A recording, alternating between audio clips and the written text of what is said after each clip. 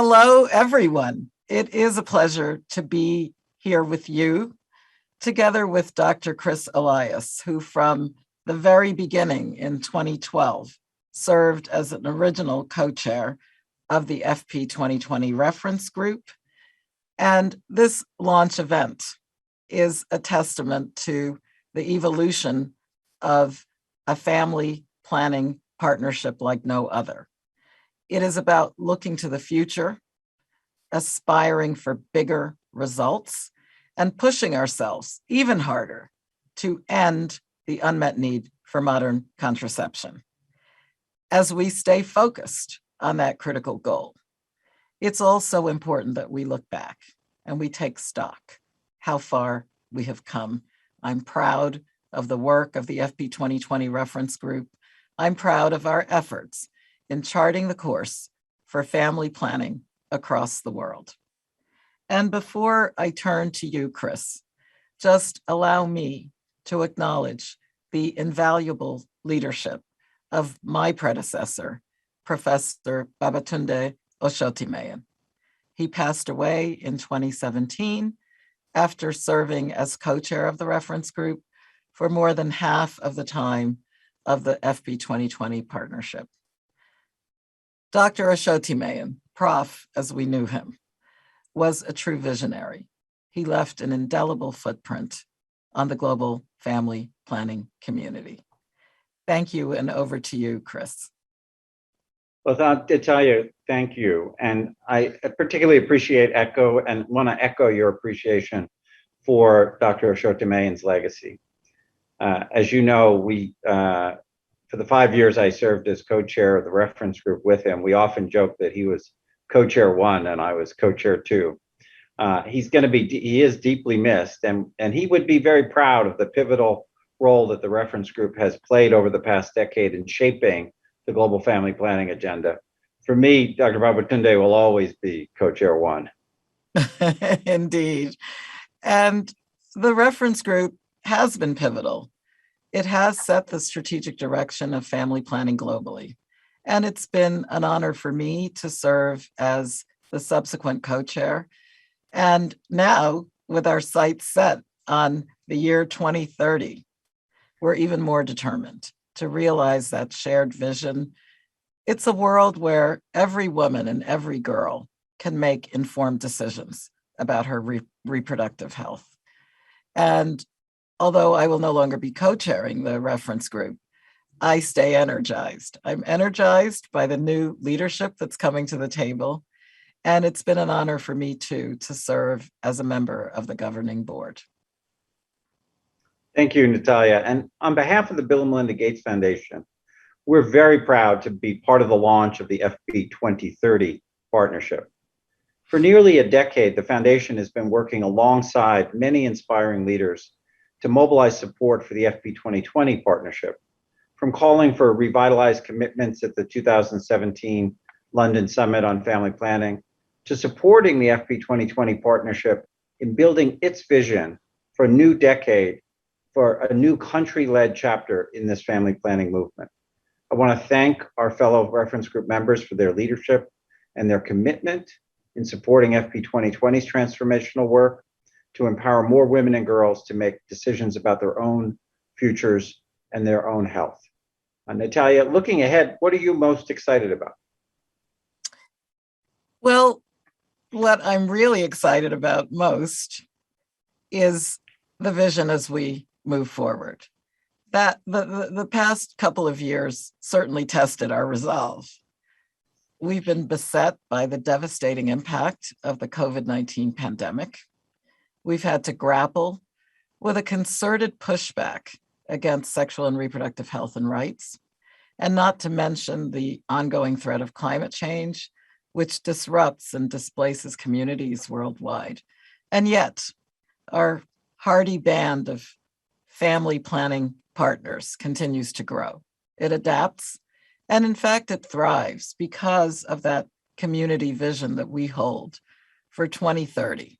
That's what's helping us to galvanize our collective action, to overcome any challenge, and to continue to drive the progress that women and adolescents tell us that they want to see. We will not stop fighting for rights and choices, for sustainable health systems, and the supportive policy environments that truly leave no one behind. And as the United Nations Sexual and Reproductive Health Agency, UNFPA, dedicated to leveraging our resources and global footprint to support FP2030 objectives, means that today I'm excited to announce what UNFPA will do, our commitment for the next phase. For the next period, 2022 to 2025, UNFPA plans to allocate at least 40% of our resources towards ending the unmet need for family planning. This will amount to a total of approximately 1.7 billion US dollars over that 4-year period. UNFPA will also appoint FP2030 focal points within all commitment-making program countries. They will provide technical assistance at all levels, including, really important, across the humanitarian, development, and peace nexus. UNFPA will also lend our support by designating staff to serve on the FP2030 Governing Board and the associated committees. We move forward together. Well, Natalia, that's exciting and excellent news. UNFPA's partnership and financial support will be critical to jumpstart the next chapter and will serve the needs of countries and partners throughout the world. And as Melinda said earlier, the Bill Melinda Gates Foundation is honored to be a partner and an ally to FP2030. And that's why I'm pleased to announce that the Bill Melinda Gates Foundation is committing $8.5 million over the next 2 years to the FP2030 support network.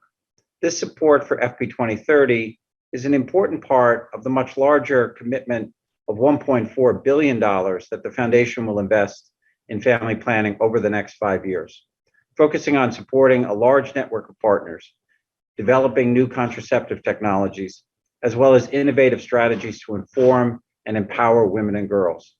We're inspired by the roadmap that FP2030 has laid out for this decade.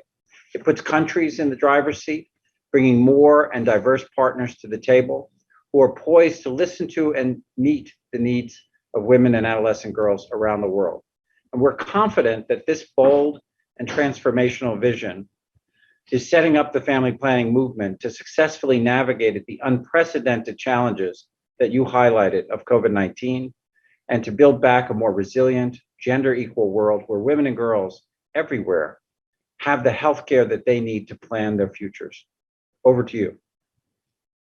Well, Chris, that's a big announcement and a welcome and exciting one indeed. And it also shows the role of leadership. So my thanks to you and to the foundation for stepping up and showing that world solidarity and for also putting the resources to back the rhetoric. So thank you very much indeed. It is now my great pleasure to introduce Honorable Mereseini Vuniwaqa of Fiji. She will take the helm as chair of the new FP2030 Governing Board. Ms. Vuniwaqa is a visionary leader. She's a champion of gender equality and women's rights in Fiji, in Asia Pacific region, and across the world. In 2014, she became the youngest female politician elected to parliament and was subsequently the first woman appointed as Minister for Lands and Mineral Resources. And then as Minister for Women, Children, and Poverty Alleviation, she introduced a number of inclusive and gender-sensitive policy and legal reforms. Her extensive record of championing women and girls speaks for itself.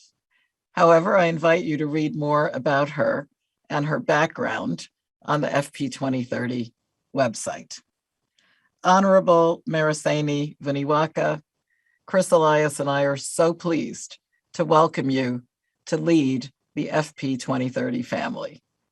The floor is yours.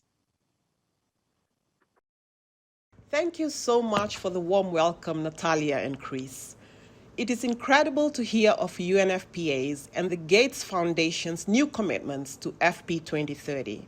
What a testament, both to your organization's leadership as well as to the power of this family planning movement to generate such sustained momentum.